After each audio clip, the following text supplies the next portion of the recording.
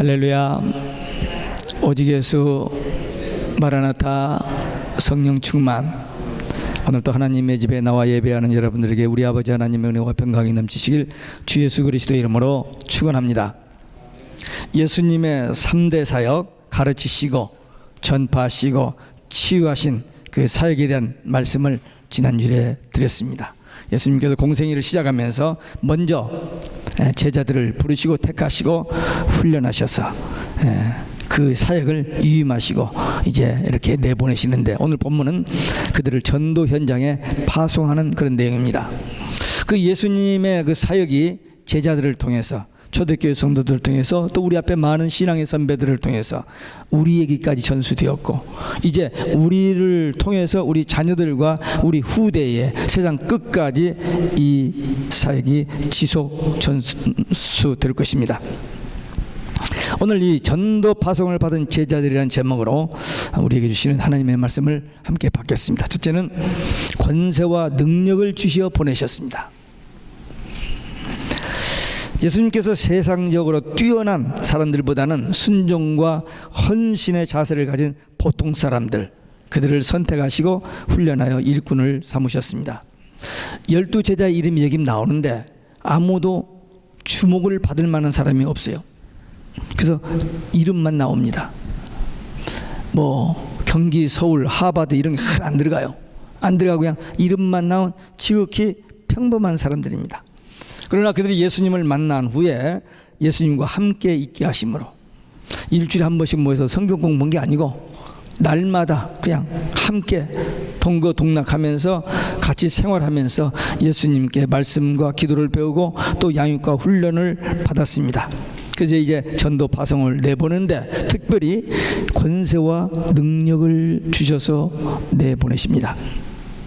예수님이 가야 할 곳에 이들이 대신 가서 복음을 전할 것이기 때문에 예수님의 이름으로 행할 권세와 능력을 주셨던 것입니다.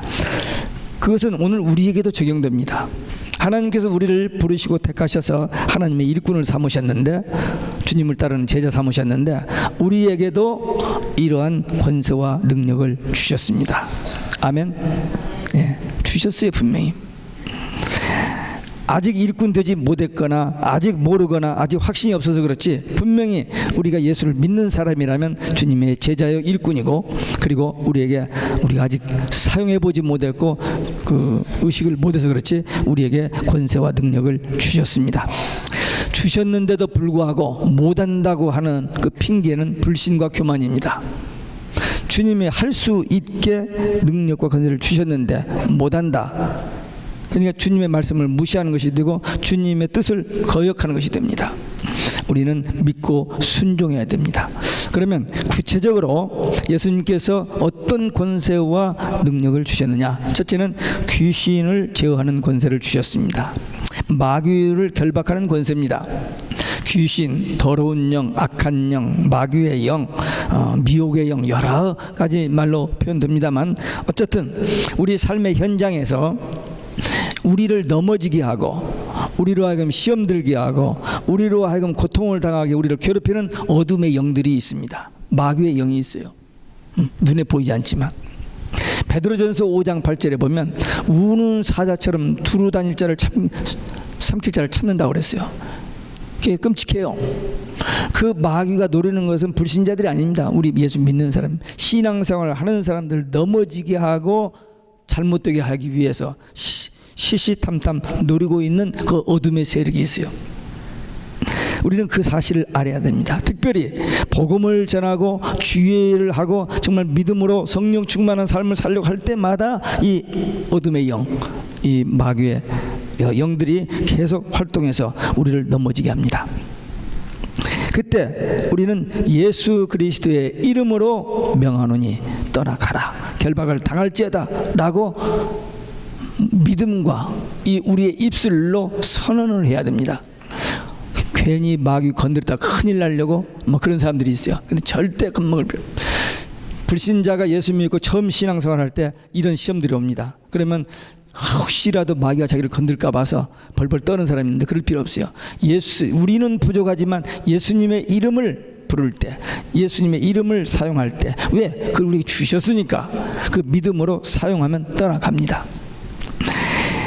가난한 사람들, 무식한 사람들, 옛날 사람들, 저 아프리카 사람들 아니고 잘 사는 이 문명의 21세기 최대 문명을 누리는 이 미국, 우리 한국 사람들 중에도요, 이 마귀에게 지배를 받아서 분노와 미움과 남을 죽이는 마음, 살인하는 마음, 그리고 죽고 싶은 마음, 그리고 두려움, 공포, 막 이런 게 시달리는 사람이 얼마나 많은지 모릅니다. 아니, 저 아프리카가 아니고요, 미국, 한국에. 왜? 어둠의 영, 마귀의 영, 거짓의 영, 이 더러운 영들이 있기 때문에. 계시록 16장에 가보면 마지막 때는 용과 적그리스도와 거짓 선지자의 입에서 나오는 개구리 같은 더러운 영이 수많은 사람들 미혹하여 속이고 넘어져서 하나님을 데려가게 한다고 그랬어요.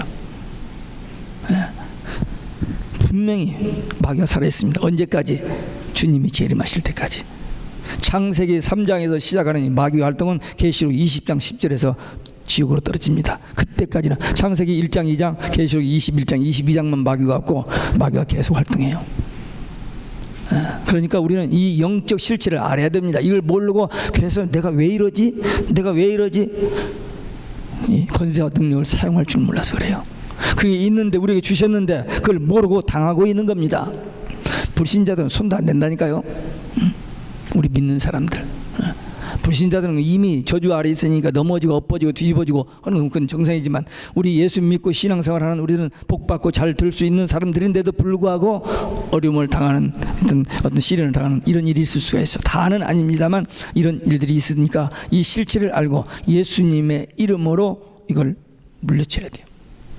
이 어둠의 영들이 떠나야 성령이 내주 동행 인도하시고 위로하시고 상담하시고 가르쳐 주셔서 우리 마음에 기쁨과 평화와 감사와 찬송이 넘치는 천국 되어 사는 거예요. 지금 우리는 이 땅에서 사는 동안에 천국 되어 사는 거예요. 왜? 주님이 우리 안에 계시기 때문에. 이걸 모르고 그냥 교회 생활만 하면, 종교 생활만 하면 진정한 기쁨과 평안과 이런 영적인 승리의 삶이 있을 수 없어요. 근데 오늘 예수님께서 제자들에게 주신 이 권세와 능력, 우리에게도 주셨다는 이 사실을 오늘 본문 말씀을 통해서 깨닫고 사용하시기 바랍니다. 제가 운전을 하고 가다가 가슴이 막 조여올 때가 있어요. 그러면 어떻게 하세요? 병원에 가요? 약을 먹어요? 할 수 없잖아요. 예수님의 이름으로 명하노니 떠나가라 하면서 툭툭 치거라 계속 하고 가요. 또 어떤 기분 나쁜 얘기를 들어요. 그러면 막 속에서 부글부글 끓을 수 있어요. 아니, 목사님도 그럽니까? 예, 저도 그래요. 그럴 때가 있어요. 그러면 예수님의 이름으로 명하노니 원수 마귀야 떠나가라. 왜? 마귀가 그 짓을 하거든요.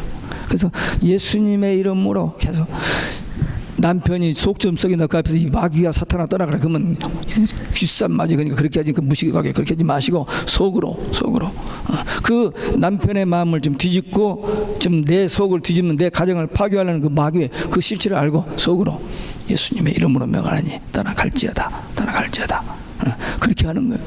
이거 좋은 무기인데 모르고 자신이 없어서 사용하지 않는데 우리에게 주신 권세입니다. 마귀, 귀신 벌벌 떨, 우리는 그것에게 명할 권세가 우리에게 있어요. 목사님에게만 있는 게 아니고 여러분들에게 있습니다. 예, 사용하시기 바랍니다. 그 다음에 병 고치는 능력을 주셨어요. 아이고, 신령한 목사님이나 병 고치지. 아니, 그럼 목사님은 병 고쳐보셨습니까? 예, 많이 고쳤습니다. 어머니 또 많이 고쳤다는데 얼마나 고쳤기에. 예, 여기 권세를 주셨잖아요. 예수님도 병든 자를 많이 고쳐주시는데 예수님의 관심은 그 병에 있지 않고 그 병자의 죄사함과 구원이 있죠. 그렇죠? 그래서 항상 병자를 고쳐주면서 죄사함을 받았느니라, 내 믿음이 너를 구원하였느니라, 거기에 초점을 맞추십니다. 왜? 예수님 오신 목적이 그거예요. 병자들, 의사들, 의원들이도 고쳐도 되는데 그것 때문에 오신 게 아니에요. 우리 죄 문제 해결하여 구원하여 천국 가게 하시기 위해서 오신 예수님이시기 때문에 그 병에 시달리는 그들을 불쌍히 여기시고 그들을 고쳐주셨습니다. 그러면서 제자들에게 그 권세를, 그 능력을 주셨고 우리에게도 그 능력을 주셨습니다. 영육간의 구원, 완전한 전인 구원입니다. 예수님께서 궁극적으로는 영혼 구원을 위해서 복음을 전하시지만, 그러나 사는 동안에 건강하게 살고 주의 일 잘 하라고 우리에게 건강의 복을 주시고 또 건강하도록 하는 이 건강의 병을 치유하는 그런 능력을 우리에게 주셨습니다. 그렇기 때문에 이제는 저와 여러분은 예수님이 제자들에게만 주신 것이 아니라 우리에게도 주셨다는 것을 확신하고 이제 이 권세와 능력으로 맡겨진 사명을 잘 감당하는 충성된 주의 일꾼들이 되시기를 주 예수 그리스도 이름으로 축원합니다. 두 번째는 전도의 대상과 전도 내용입니다. 예수님께서 제자들을 파송하시면서 전도의 대상자를 정해 주셨어요. 네. 이방인에게나 사마리아인에게 가지 말고 이스라엘의 잃어버린 양에게 가라 그러셨습니다. 예수님은 유대인들만을 위해서 오신 분이 아닙니다. 만민을 구원하시기 위해서 오신 구세주십니다. 그리고 예수님께서 나중에 너희는 온 천하에 다니며 만민에게 복음을 전파라 그랬거든요. 세상 모든 족속으로 제자를 삼아라 그러셨어요. 근데 여기 지금 이제 오늘 본문에서 처음으로 제자들을 훈련해가지고 처음 전도 사역을 내보내시면서 우선적으로 유대인들에게만 복음을 전하게 하셨습니다. 그 이유가 뭐야? 그 이유는 구속사적인 관점에서 보아야 하는데 하나님께서 구원 계획이 유대인을 통해서 시작됐습니다. 아브라함을 택하시고 야곱의 12아들을 한 민족으로 택하셔서 애굽에 가서 430년 동안 종살이하면서 번성하게 한 다음에 그들을 건져내고 인도하여 가나안 땅에 이르게 하시고 그들을 선민으로서 그들에게 말씀을 주시고 성막을 주시고 그렇게 해서 구원 사역을 시작하셨어요. 그 언약을 먼저 받은 사람들입니다. 그런데 그들이 그 언약을 거절하고 배도하고 그래서 이제 그 복음이 이방 그 남은 자들 중에 소수 예수님의 제자들 그리고 초대교회 성도들 그 소수를 통해서 이방 세계까지 땅끝까지 복음을 전하게 하시는 그 일을 하시면서 먼저 이방인보다도 유대인들에게 복음을 전하라. 그래서 예수님께서 사도행전 1장 승천하시기 전에 하신 말씀에 보니까 예루살렘과 유대와 사마리아와 땅끝까지 이르되 순서 범위까지도 이렇게 지시해 주셨습니다. 제자들이 그리고 초대교회 성도들이 유대인들로서 먼저 복음을 받고 그 복음을 전해서 세계 복음화의 기반을 닦았습니다. 그리고 많은 세월이 흘렀습니다. 우리도 지금 우리에게 땅끝은 어디냐? 지난번에 말씀드렸죠. 아프리카가 아니고 우리가 살고 있는 삶의 현장입니다. 왜? 여기 안에 세계 모든 나라 사람이 다 와 있을 뿐만 아니라 그리고 가장 가까운 사람 예수님이 사도행전 1장 8절 말씀하신 것처럼 먼저 가족 먼저 자녀 우리 친구 친척 이렇게 하면 결국 그것이 그 원리에 의해서 땅끝까지 복음이 전파되기 때문입니다. 전도의 내용입니다. 예수님께서 제자들을 파송하시면서 전할 내용을 주셨어요. 혹시 말씀을 읽다가 여러분들이 깨달으신 분 있어요? 예수님께서 제자들에게 추천해 주신 전도 메시지가 뭐죠? 뭘 전하라고 했어요? 크게 저기까지 들리질 않네요. 그냥 속에서는 아는데 옆에 사람이 들고 또 틀리면 좀 망신스러울까 봐서 못 오는 것 같은데 우리 배들교는 이걸 알아야죠. 예수 천국이잖아요. 예수 천국입니다.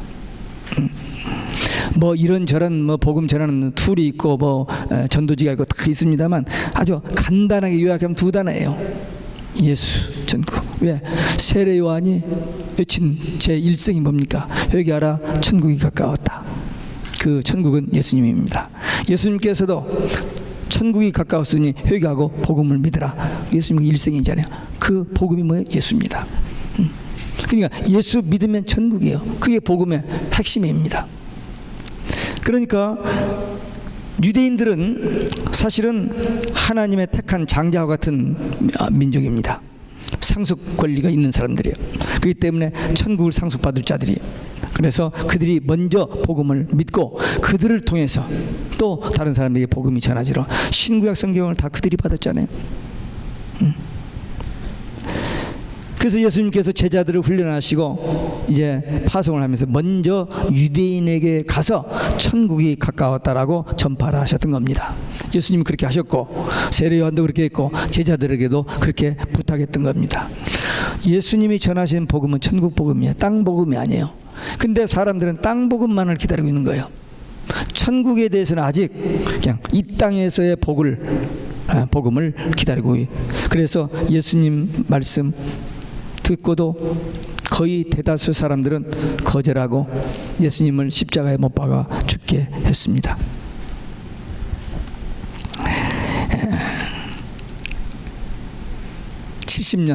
AD 70년 예수님이 돌아가신 후에 한 40년 후에 노마 디도 장군에서 110만 명이 죽습니다. 그리고 나머지 10만 명은 포로로 잡혀가는. 그래서 완전히 성전도 무너지고 예루살렘 성도는 다 불타버리고 끝나버렸습니다. 예수님을 거역한 때문에, 예수님을 배반하고 예수님을 죽인 그 죄로. 왜? 자기들 입으로 그랬거든요. 빌라도가 나는 이 예수 그리스도의 피에 대해서 상관이 없다고 손을 씻으니까 그 피를 우리와 우리 자손에게 돌리소서. 그렇게 자기들이 얘기했으니까 그대로 그 나라가 완전히 멸망되어 버렸습니다. 2000년이 지난 1948년 5월 14일 독립을 했습니다. 그러니까 그때 남은 자들 소수 12제자와 그 소수들이 복음을 전했습니다. 그들이 세계 복음화 키트를 마련했잖아요. 그 AD 70년에 이스라엘 불타고 멸망할 때 이미 베드로와 바울 제자들은 다 노마 쪽으로 건너가고 여기는 없었습니다. 다 피하게 하셨잖아요. 거기서 복음 사역 더 하도록 하셨습니다. 요한은 95세 거의 100세까지 살면서 복음을 전했어요. 지금 우리는 이 시대에 예수님이 다시 오시고 천년왕국이 도래할 영원한 복음을 증거할 그런 시점에 와 있습니다. 예수님 당시에 그 말씀을 듣지 않은 것처럼 오늘 이 마지막 때도 예수 재림과 천년왕국, 이 영원한 복음도 거의 대부분의 사람들이 무관심, 무시하고 있습니다. 몰라요. 교회 다니기만 하지 이 복음을 모릅니다. 이 영원한 복음이 있다는 말도 몰라요. 계시록 14장 6절에 있는 이 영원한 복음이 뭔지, 그 내용이 뭔지를 모르잖아요. 영원한 복음의 내용, 심판의 시간이 가까웠다. 바벨론, 이 음녀교회, 이 최초의 우상 종교, 모든 세상 사람들을 속이는 이 바벨론 종교, 이 캐톨릭의 멸망, 그리고 짐승표 받는 사람은 지옥 가는 거. 이게 영원한 복음의 내용이에요. 이 무서운 복음을 사람들이 모르고 있습니다. 분명히 우리가 전할 복음은 지금 환란이 문제가 아니고 신랑 되신 예수님이 신부된 교회를 데리러 오시는 이 최고의 복음, 이 복음을 전할 때입니다. 물론 사람들이 듣지 않아요. 그러나 귀 있는 자는 성령이 교회들에게 하신 말씀을 듣는다고 하셨습니다. 그러니까 우리는 때를 얻든지 못 얻든지, 듣든지 아니 듣든지 다시 오실 예수님과 도래할 천국, 천년 왕국에 대한 이 복음을 증거하는 사명을 끝까지 감당해야 될 줄로 믿습니다. 끝으로 전도할 때 주의사항입니다.